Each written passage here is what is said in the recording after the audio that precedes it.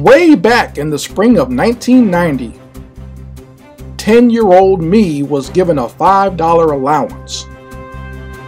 In search of something to spend my money on, I came upon something fantastic at my local convenience store newsstand. It was then that I started a lifelong obsession with the gold standard of sequential art, the comic book. Now, as an old man, I have decided to open up some old boxes and dig into my comic book collection. I decided it's time for me to review and analyze the illustrations and artists that made me comics crazy.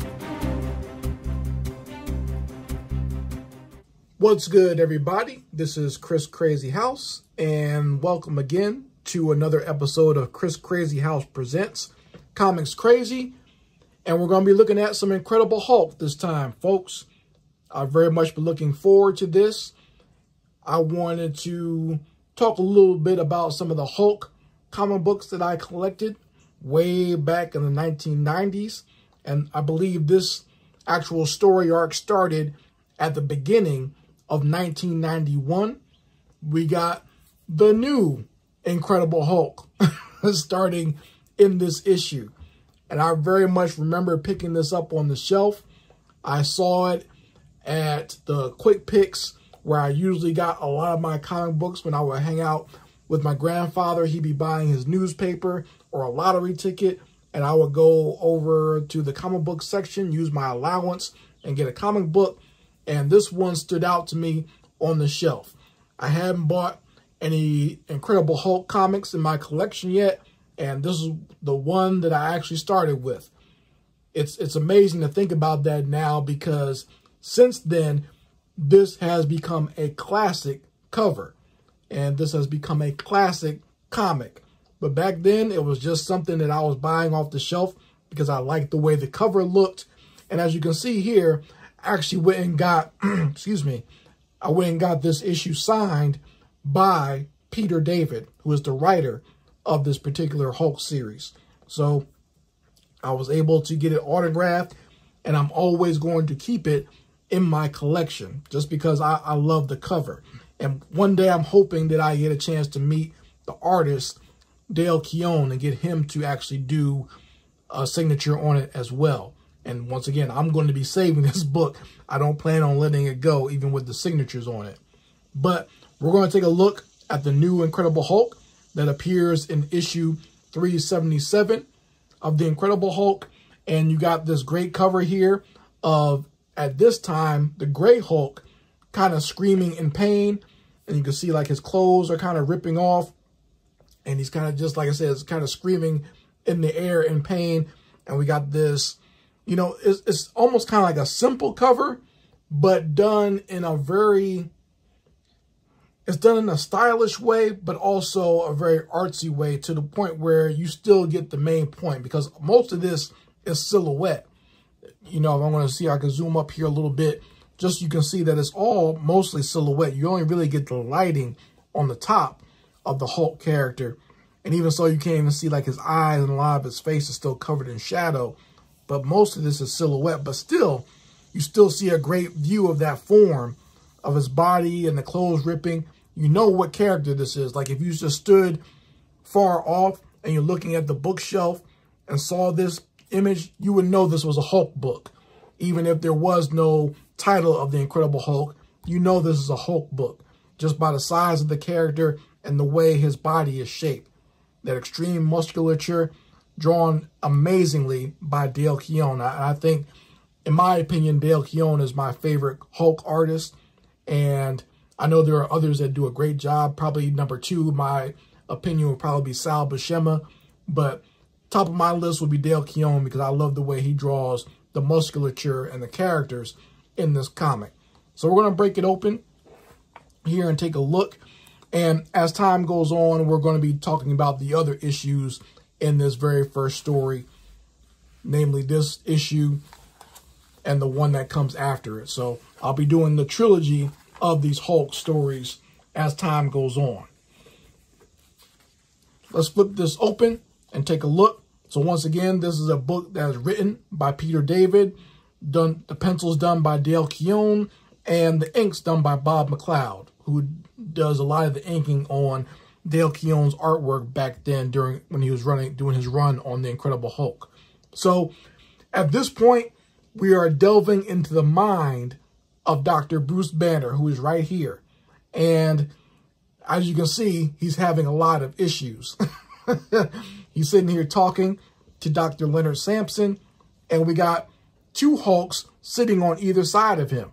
We got the original Green Hulk, who is more savage, and we got the Gray Hulk, who is more of like a Mr. Hyde type personality for Dr. Banner. And at this point in the comics, the Gray Hulk was the one that was in a lot of the comic books around this time, in the late 80s, early 90s. Okay, we hadn't seen the Green Hulk for a long time, and the Gray Hulk was the one that was kind of walking around at this time. But Dr. Banner had been having some mental issues, and the Green Hulk had actually manifested itself very, like right before this. And I believe in the issue before this one, we got to look inside Banner's mind where the Green Hulk and the Gray Hulk actually fight each other. I wish I had that issue. I would definitely do a review of it if I had it, but I don't have it. I just got this one.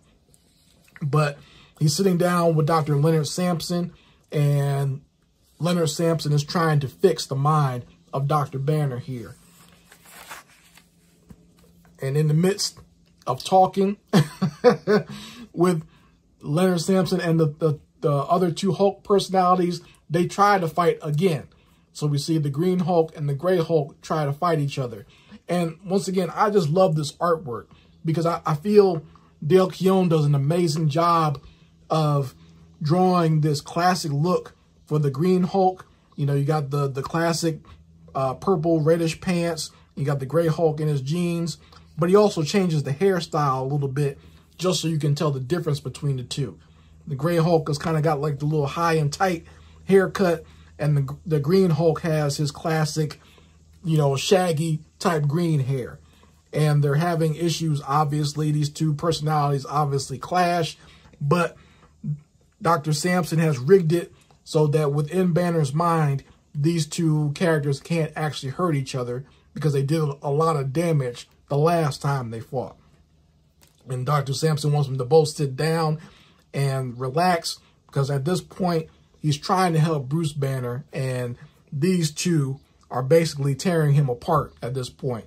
And what Dr. Samson wants to do is get to the root of where Banner's repression comes from, why he repressed himself to the point that when he changes into the Hulk, it's almost like a completely different personality.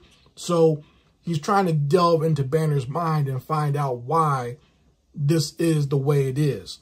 And apparently there's a monster that has always stalked Banner in his mind, and that's what causes the break in his personality when he changes into the Hulk.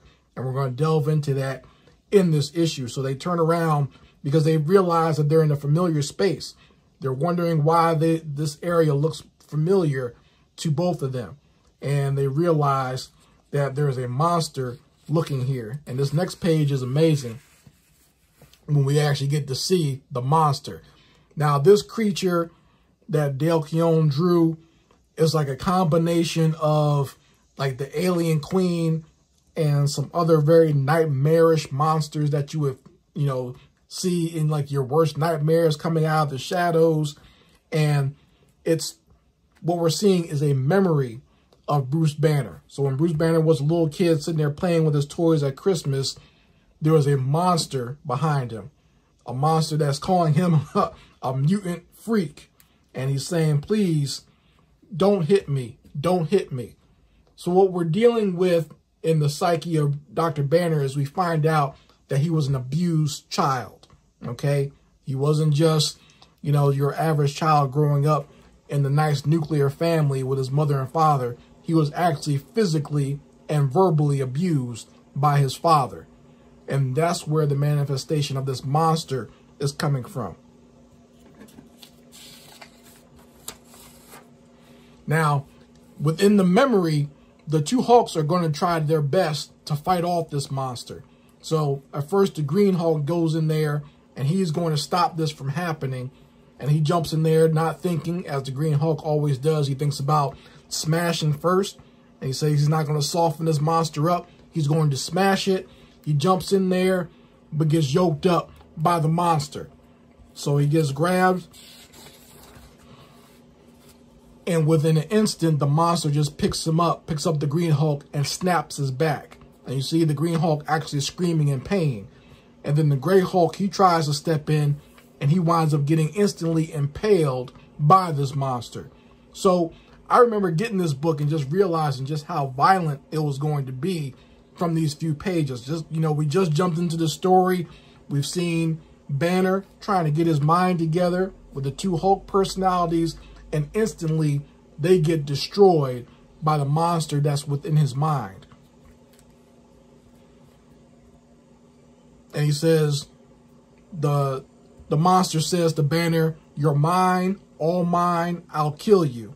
And Banner is sitting there in fear, but Dr. Leonard decides to stop the session so he can get back to the basics of what's going on. And he realizes we're going to have our work cut out for us. And what we see is that all this is going on within Dr. Banner's mind, okay? He's actually just sitting in a bed, and he's under the hypnotism of the Ringmaster. And the Ringmaster is a classic Hulk villain. I think he was one of the first villains that the Incredible Hulk ever fought when he got his own series. And his whole thing is hypnotism. He likes to hypnotize people. So they actually took him out of jail to help with the hypnosis of Dr. Banner, to help him get through and fix a lot of the things going on within his mind. So they hypnotize him to get to the deepest parts of his psyche and his memory to figure out where his issues come from. So as we delve back into Banner's mind, we see a memory of him when he was a child, and he's actually sitting there with his mother, and his mother's helping him pack up a lot of his stuff. And you can kind of see, it's very faint here, and it's kind of hard to see, but she's actually glowing. If you can see how there's like a little bit of a glowing light around her, and they actually call her the glowing woman. So like Banner realizes that that's his mother, and this is a memory that he's repressed, that he hasn't even thought about his actual mother for a long time. And we're going to find out why he's repressed this memory. So he's feeling that, you know, they're about to leave, they're about to get away. You see the mother is packed, and Banner is packed with his stuff. But right before they can leave, that's when the monster shows up again. He says, "Where do you think you're going?" So basically, we're seeing a repressed memory of Dr. Banner when he was a child, and his mother was actually trying to leave his father, and they're about to get in the car and get away. But before they could, the father showed up. And he winds up grabbing the mother very violently. And you can see right here, poor little Banner saying, "Stop, get away from her. I'll be good." So there's a lot of issues that Bruce Banner has, in the fact that he feels partially responsible for his mother being attacked. The fact that he says, "I'll be good," you know, because he feels like the reason his father hates the mother is because something's wrong with him. So once again, we're within the memory, and we see this woman being hurt. The two Hulks actually try to help, but before they can, the monster spews fire on them and winds up burning both of them to a crisp.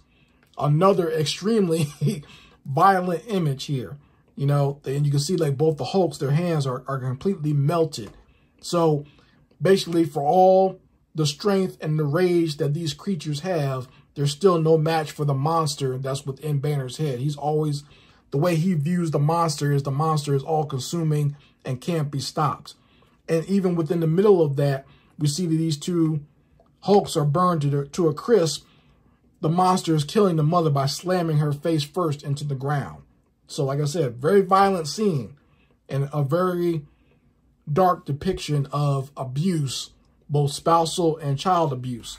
And so right then and there, we see that Banner is looking on his mom's dead body. And even as a child, he looked at them, but he couldn't manifest any emotion seeing his mother like that. in a very childish way, he views the fact that it was emotions, his father's angry emotions and outburst that killed his mother. So at this point is when Banner decided that he was going to repress himself, no longer have any emotions and hold it all in, because emotions are bad. This is why Dr. Banner, through most of his life, he was trying to maintain control, and that repression is what partially helped to create the monster that is the Hulk. And, you know, Banner is talking to his younger self here, trying to get him to, you know, react. Have some sort of reaction, don't just sit there, cry, do something. He even smacks the child in the face. And that's when the child has an actual reaction. It actually turns into the Green Hulk, which we know the Green Hulk is all of Banner's rage. And he says, there, I reacted, a nuclear reaction. Are you happy now? And I always enjoyed this scene. Even back then, I understood exactly where they were going with it. I enjoyed the fact that it showed where Banner's repression comes from. It showed where that immeasurable rage comes from, because that's all of his rage, all of his anger, seeing his mother killed in front of him, is all stored up all over these years. So when he got hit with that gamma radiation, when he got hit with that bomb, it released all of it within the personality of the Hulk. And we all know the original version of the Hulk, the Green Hulk, all he ever did was lash out. It was all about anger and destroying everything around him. That's because it's all of Banner's repressed rage and anger about the death of his mother. We'll skip this ad here. The Marvel cards and a little backstory where, well, it's mostly just a story where Betty had been talking with Dr. Leonard Samson, and Samson is trying his best to help Dr. Banner, and Betty has come back, but she's still worried about what's going to happen to Bruce. Like, you know, his mind is pretty fractured right now. She's worried if he'll ever come back to being the man that she loved. So we go to another memory inside of Banner's mind, and this is when he was in college. He's actually sitting there kissing the girl, but she sees how frigid he is. You know, even, you know, girls like Dr. Banner, but he just wasn't so much into him. He didn't want to show any emotion then, because he realized emotions were bad. They caused the death of his mother. He doesn't want to just let go, even when it comes to having a relationship or having sexual relations with a woman. And while he's doing that, he's, you know, talking about how repressed he is. That's when the Gray Hulk comes out, which is more, like I said, of his, you know, Dr. or Mr. Hyde side, where he's just more darker emotions that Banner deals with. And he just grabs the girl up and kisses her on the mouth. So this is another way of showing that another side of Banner that just bubbles up when people push back against him. And you get this, you know, crazed creature that just comes out when his emotions are finally just let out. It's never anything normal. He doesn't have a normal outlet like a person should have, but it's always something that's over the top. It's never just a normal release of his anger or his emotions or even like any type of sexual tension. It's always got to be over the top. And that's where the Hulk monsters come from. So we get back to, you know, Leonard is trying to ask Banner, like, you know, what is your issue? Like, what is the thing that's holding you back? And he's like, you know, he just wanted to be safe, not having any emotions or any passion. That was the safe place to be, you know, because he wouldn't be like his father. His father lost control and killed his mother, so he doesn't want to wind up the same way. And we actually come to the memory of, I think this is like the last place, this is where he buried his mother, and the last place that he ever saw his father was actually at his mother's grave. And once again, we see the monster boiling up from the ground. And once again, shout out to Dale Keown for drawing this amazing creature. Excuse me. It's horrifying. It's something that you would see in a nightmare, and you even see like a little bit of green light emanating from the monster. So it's mostly in shadow, but it's kind of hard to, you know, make out its form completely. So shout out to him for, you know, having the foresight to have a little bit more shadow and darkness and just a little bit of highlights to just make the monster look more fearsome. And the monster winds up grabbing the two Hulks and saying things like, you know, the Green Hulk, that's my son when he was a little brat, just wanted to be left alone. And the Gray Hulk, this is my son when he was in college, wanting nothing but pleasure, a perverted monster.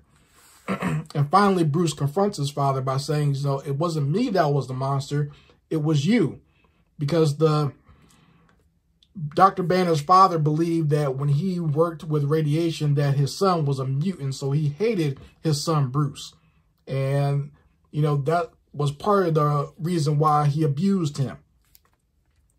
And Bruce is realizing right now as he's looking on the grave of his mother, that's why he always tried to not have any emotions. And this is why he feels so small and helpless all the time. And the Hulk has to come out to do the protecting. And finally, as he realizes this is when the monster actually shrinks down and actually looks like Bruce's father actually looked. And you can see that Bruce's father is actually a small man. He wasn't this big, brutal monster that he always viewed him as. He's really a small, pathetic man himself. So, and that's usually the case too. A lot of men that are abusive, a lot of them are like really small, insignificant punks themselves. And they feel like they have to beat up on women and children in order to make themselves feel better. So I like that they showed that. And they showed that at this point, he's actually crumbling. And we see the spirit of Bruce's mother. And she reveals herself, and you can actually see the Hulk's crying. I actually thought this was a very touching scene, that these two monsters, usually full of rage and anger, they're actually crying that they're finally get a chance to see their mother. And she says that Bruce needs you. She needs you both. And she wants them to join together, basically. And that's exactly what we see. Both Hulk personalities go in to Dr. Banner. So for the first time in a long time, Banner's personality, his psyche is not going to be fractured anymore. It's going to be joined together in one body and one mind. And as we get to the real world, Banner wakes up now that his three minds are finally joined together and is actually starting to create an entire new being. So not only is his mind being healed, but it's doing something physically to his body. And we see him changing into another Hulk-like creature. Now, Betty is sitting outside the room and she's getting very impatient. So she decides to go walk in. But right before she can walk in, we see a green hand open up the door that says, "Honey, I'm home." And we got an all-new Incredible Hulk here. So this is the Hulk that has been borrowed a lot from the films, the Avengers films, where we got a smarter Hulk. That's what we're kind of getting here.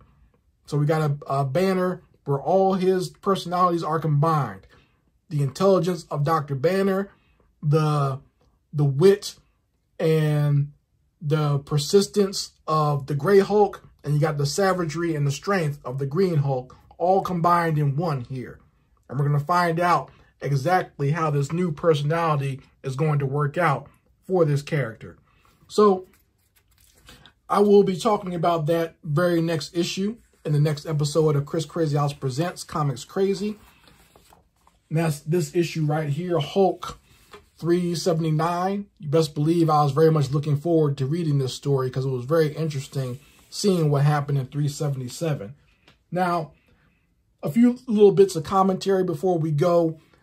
I wanted to say I really enjoyed this comic. I loved the story. And if you watched the very first Hulk movie that came out in like 2003, I believe it was, the one that was directed by Ang Lee and starred Eric Bana playing Dr. Banner and Nick Nolte playing his father, they used a lot of this story about Banner's fractured psyche and a history with his parents. They used a lot of that for that movie. So if you go back and watch that movie, you will see a lot of this type of storytelling in that film, especially the relationship that Banner had with his father and the abuse that his father put upon his son, and it is on his wife. So even like if you watch that movie, Banner can't even remember his mother. Like all he remembers are little things here and there, like maybe her perfume or maybe like parts of her hair or something like that. And they even, you know, go into the idea both in this book and that movie. That's why he got with Betty, because she reminds him of his mother. So he has a little bit of a complex there, a little Oedipus complex. So we get to see the deep psyche of Dr. Banner, both in that movie and this comic. And I really appreciate that type of storytelling, because it does, in my opinion, it helps us understand a character like the Hulk a little bit more. It's not just so cut and dry of this man getting angry and becoming a monster. There's a reasoning behind it. There's a reason that this monster exists, you know, as part of his psyche that had been repressed for so long. And, you know, the gamma radiation and the little fake science behind it, that's only a small part of it, you know, the science fiction part. The deep psychology behind all of it is the real story of the Hulk, and I love it. This is why he's probably one of my favorite characters, and why I think he has endured even all these years later. Because really, if you think about the time where he was created, there were a lot of monster characters back then. Jack Kirby had created a whole bunch of monster characters for Marvel or Timely at the time, but this is the one that has survived. And there's a reasoning behind that. It's because of great writers like Peter David adding extra layers to the character of Dr. Banner and the Hulk. So you folks can let me know how you feel about it in the comment section. I very much like to hear your opinions on this issue of the Hulk. And, you know, if you like these types of videos, you want me to continue on with doing these types of videos, Comics Crazy, go ahead and like this video. Go ahead and subscribe to this channel. If you want to support the channel financially, you can always hit me up on my Cash App, or you can become a Patreon of Chris Crazy House. The links for all will be in the description box as well as in the comments section. So I appreciate you all, and I will be seeing you here again for another episode of Chris Crazy House Presents Comics Crazy. Anyway, folks, Chris Crazy House signing out. Peace.